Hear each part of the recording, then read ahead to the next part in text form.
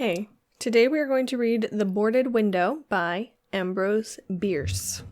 I have my cup of tea. I have Redzinger. It is not caffeinated. And I think we're ready to start. Ambrose Bierce, The Boarded Window.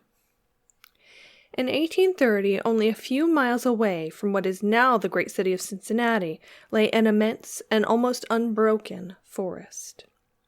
The whole region was sparsely settled by people of the frontier, restless souls who no sooner had hewn fairly habitable homes out of the wilderness and attained to that degree of prosperity which today we would call indigence, than, impelled by some mysterious impulse of their nature, they abandoned all and pushed farther westward to encounter new perils and privations in the effort to regain the meager comforts which they had voluntarily renounced.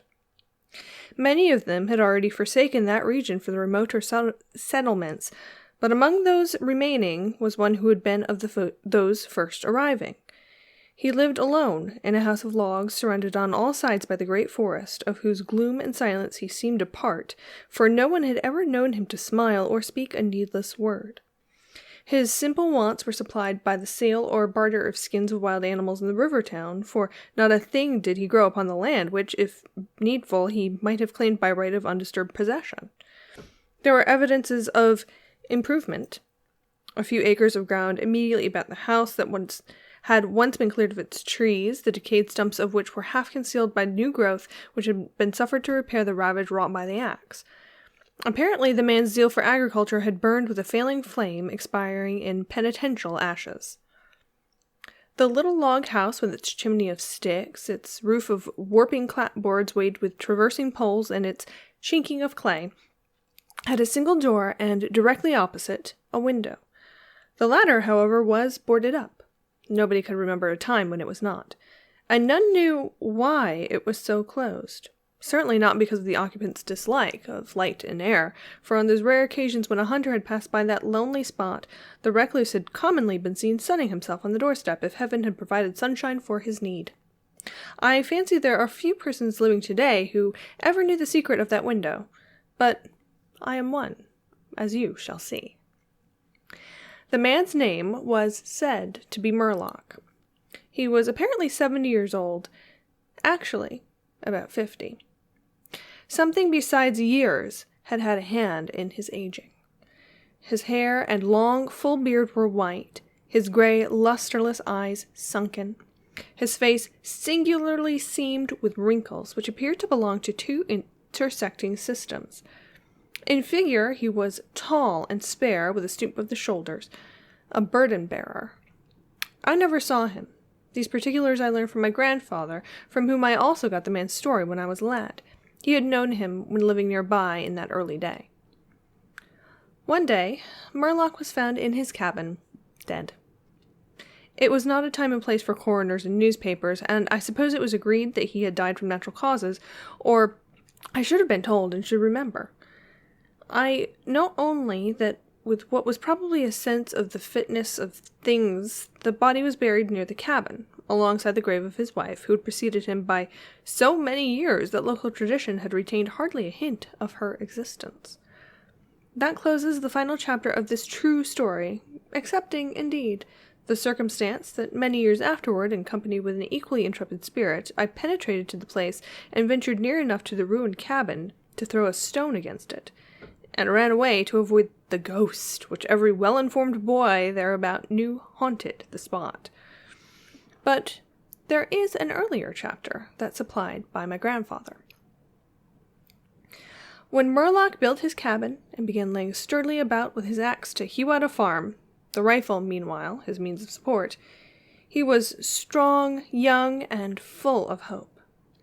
In that western country whence he came he had married, as was the fashion, a young woman in all ways worthy of his honest devotion, who shared the dangers and privations of his lot with a willing spirit and light heart. There is no known record of her name. Of her charms of mind and person tradition is silent, and the doubter is at liberty to entertain his doubt, but God forbid that I should share it. Of their affection and happiness there is abundant assurance in every added day of the man's widowed life, for what but the magnetism of a blessed memory could have chained that venturesome spirit to a lot like that? One day, Murlock returned from gunning in a distant part of the forest to find his wife prostrate with fever and delirious. There was no physician within miles, no neighbor, nor was she in a condition to be left to summon help. So he set about the task of nursing her back to health, but at the end of the third day she fell into unconsciousness ere so passed away, apparently with never a gleam of returning reason.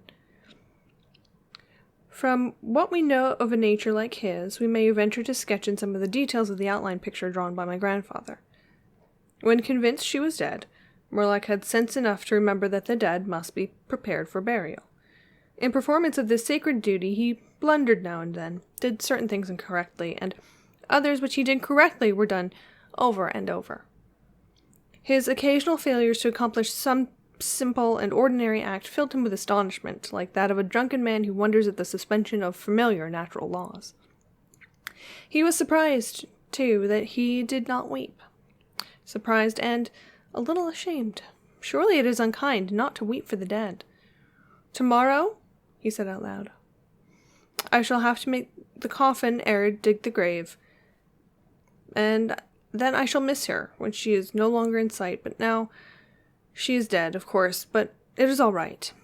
It must be all right somehow. Things cannot be so bad as they seem." He stood over the body in the fading light, adjusting the hair and putting the finishing touches to the simple toilet, doing all mechanically, with soulless care. And still, through his consciousness, ran an undersense of conviction that all was right. He should have had her again as before, and everything explained. He had no experience in grief. His capacity had not been enlarged by use. His heart could not contain it all, nor his imagination rightly conceive it. He did not know he was so hard struck. That knowledge would come later, and never go.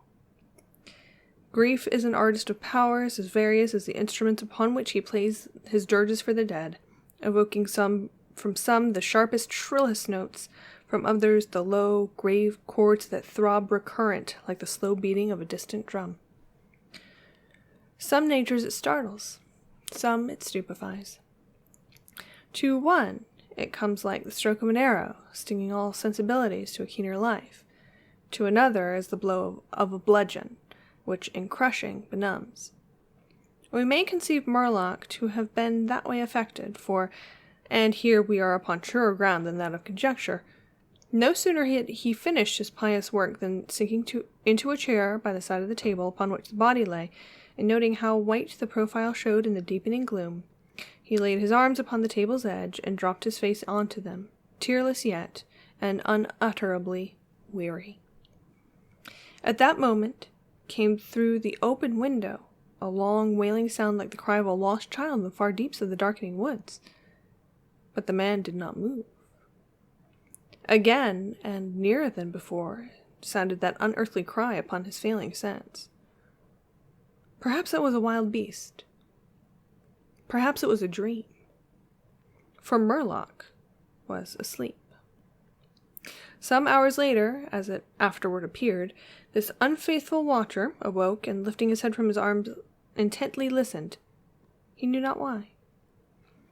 There, in the black darkness, by the side of the dead, recalling all without a shock, he strained his eyes to see he knew not what. His senses were all alert. His breath was suspended. His blood had stilled its tides as if to assist the silence. Who, what, had waked him? And where was it? Suddenly the table shook beneath his arms, and at the same moment he heard, or fancied that he heard, a light, soft step. Another. Sounds as if of bare feet upon the floor. He was terrified beyond the power to cry out or move. Perforce he waited there in the darkness, through seeming centuries of such dread as one may know, yet live to tell. He tried vainly to speak the dead woman's name, vainly to stretch forth his hand across the table to learn if she were there. His throat was powerless, his arms and hands were like lead. Then occurred something most frightful. Some heavy body seemed hurled against the table with an impetus that pushed him against the breast so sharply as to nearly overthrow him, and at the same instant he heard and felt the fall of something upon the floor with so violent a thump the whole house was shaken by the impact. A scuffling ensued, and a confusion of sounds impossible to describe. Murlock had risen to his feet. Fear had by excess forfeited control of his faculties. He flung his hands upon the table. Nothing was there. There is a point at which terror may turn to madness, and madness incites to action. With no definite intent, from no motive but the wayward impulse of a madman, Murlock sprang to the wall, with a little groping seized his loaded rifle, and without aim discharged it.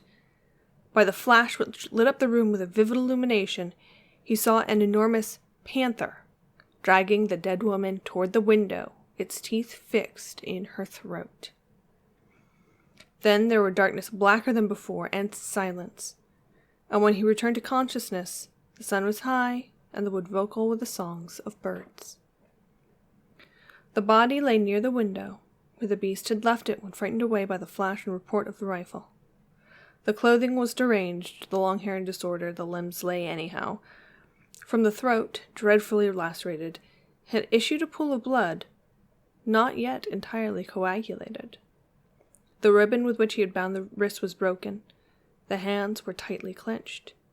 Between the teeth was a fragment of the animal's ear. The end. Good night.